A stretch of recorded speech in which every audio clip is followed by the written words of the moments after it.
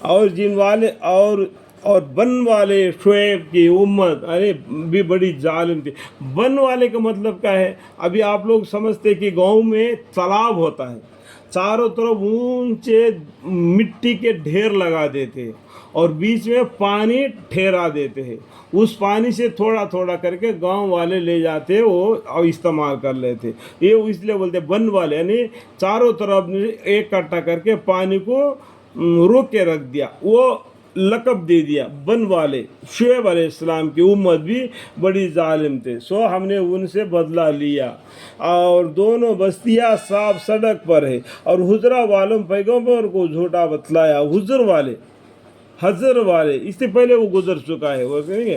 اور حضر والوں نے پیغمبر کو جھوٹا بتلایا اور ہم نے ان کو اپنی نشانیاں دی، سو وہ لوگ ان سے روگردانی کرتے رہے. اور وہ لوگ پہاڑوں کو تراش کر ان میں گھر بناتے تھے، یعنی اتنے طاقتور تھے، اتنے اونچے تھے، پہاڑوں کو تراش کر ان میں مکان بناتے، امن میں رہے.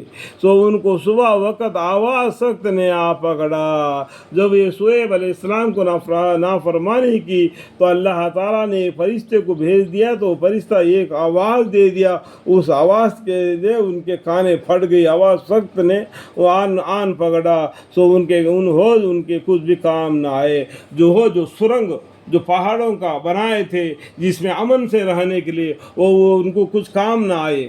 لیکن وہ ہوج بھی ایک دم بالکل پھٹ گئے وہ فرشتے کی آواز سے. اور انسان تو بالکل ریزہ ہو گیا کہ جیسا کہ ان گھروں میں کبھی بسے ہی نہ تھے. اور ہم نے آسمان کو اور زمین کو اور ان کے درمیانی چیزوں کو بغیر مسلط کے پیدا نہیں کیا. دیکھو اس آیت سے ہم کو معلوم ہو جاتا ہے اللہ تعالیٰ نے زمین آسمان اور انسانوں کو اور سب کچھ جو جی جانوروں کو اور پودے پرندوں کو جو بنا دیا ہے، اس کا مطلب کچھ ہے اللہ تعالیٰ کا. وہ بے مطلب سے یہ نہیں پیدا کیا. ٹھیک ہے، اتنا معنی آپ کو سمجھنا ضروری ہے. اور ضروری قیامت آنے والی ہے. قیامت ایک دن ضرور آئے گی.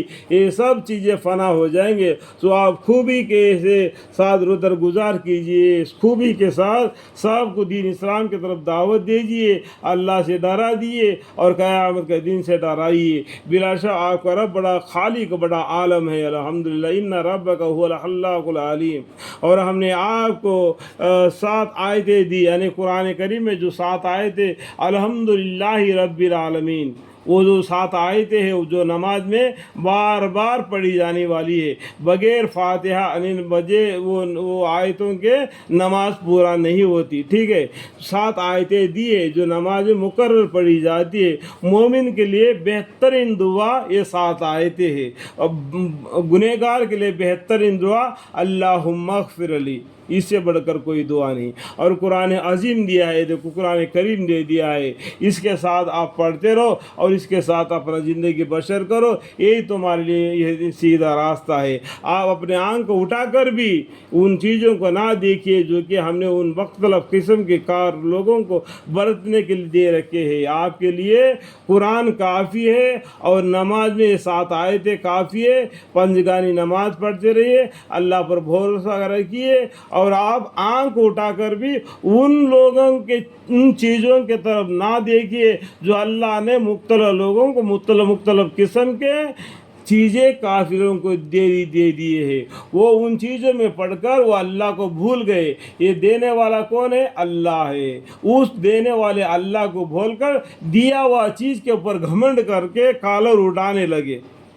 تو ان کے طرف آنکھ اٹھا کر بھی نہ دیکھیے. مختلف لوگوں کافر لوگوں کو پرتنے کے لیے دے رکھیے اور ان پر غم نہ کیجیے، مطلب ان کے اوپر آنکھ اٹھا کر بھی نہ دیکھنا اور جو باتیں وہ کہتے ہیں ان پر غم نہ کرنا. اور مسلمانوں پر شفقت رکھیے، مسلمانوں کے ساتھ بڑے رحم دل سے بحث کرنا اور کہہ دیجیے کہ میں کھلم کھلا ڈرانے والا ہوں، میں چھپ کے نہیں ڈراتا ہوں، کھلم کھلا اعلانی طور پر کہتا ہوں اللہ اکبر. اللہ اکبر اہدنا الصراط المستقیم، اور کہہ دیجیے کہ میں کھلم کھلا ڈرانے والا ہوں، جیسا ہم نے ان لوگوں پر عذاب نازل کیے جنہوں نے قصے کر رکھی ہے، یعنی آسمانی کتاب کے مختلف جزائے قرار دیے تھے، تو پھر ہم پھر بھی نازل کریں گے، دیے تھے تم پر بھی نازل کریں گے۔ یہ پیغمبر صلی اللہ علیہ وسلم کا اللہ تعالیٰ کہتے ہیں کہ جیسا کہ آسمانی کتابیں نازل ہوگی اس طریقے سے ہمارے پیغمبر صلی اللہ علیہ وسلم پر بھی کتاب نازل ہو جائے گی جو قرآن کہلائے گی۔ سو آپ پروردگار کی قسم ہم ان سب سے ان کے اعمال کا ضرور باز پرس کریں گے۔ دیکھو ایسے آیا ہے تو قرآن کریم میں 30واں پارے میں بھی آیا ہے کہ ثم لتسألن یومئذ عن النعیم، ان قریب ہم تمہارے جو نعمتیں تم کو دیے ان کا باز پرس ہوگی، قسم ہے ہم ان سب سے ان کے اعمال کا ضرور باز پرس ہوگی۔ یہاں پر اعمال کی باز پرس ہوگی اور جو نعمت اللہ تعالیٰ نے ہم کو دیا ہے اس کی بھی باز پرس ہوگی۔